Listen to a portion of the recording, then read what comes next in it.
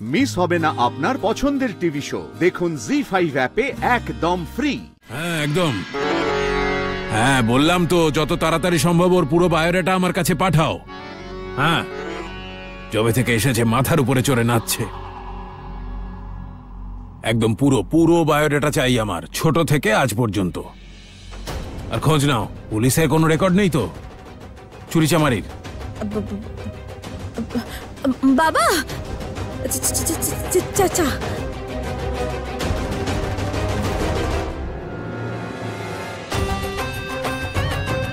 বাবা আমি বলছিলাম কি যে বিষয়টা একটু অদ্ভুত লাগছে না? সাথী তো এখানে আর ফিরেই আসছে না। আরে আগে তো কত আসতো, কত বায়না করতো।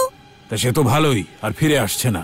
হ্যাঁ বাবা, ভালো তো বটেই, কিন্তু একটু ভাবার বিষয় নয় কি? গুন্ডারা তো কিছু করেইনি, তাহলে গেলটা কোথায় ও? আমি কি করে জানবো? এত প্রশ্ন কিসের তোমার? এই শোনো, ওই ক্লার্কের সঙ্গে তুমি আবার হাত মেলাওনি তো?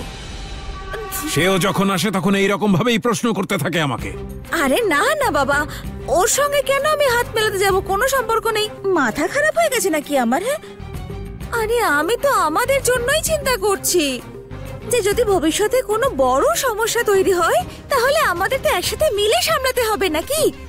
জানো তো বৌমা, যত পরিশ্রম তুমি প্রশ্ন করতে করছো তা যদি চা বানাতে করতে, তাহলে চায় ঠিকঠাক চিনি দিতে, আর চাটা গরমও থাকতো।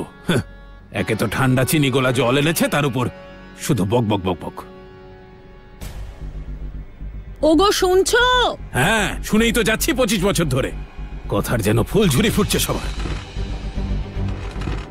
বোঝো, আজ কাজটা করতে পারলাম না আমি।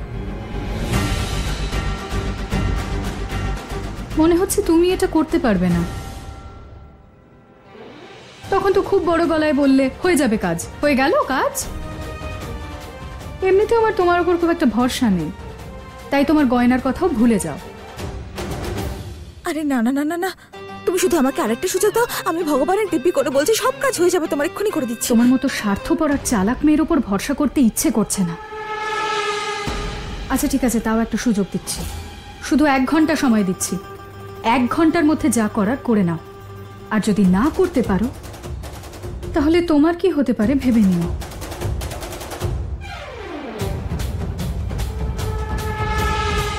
নারায়ণ নারায়ণ।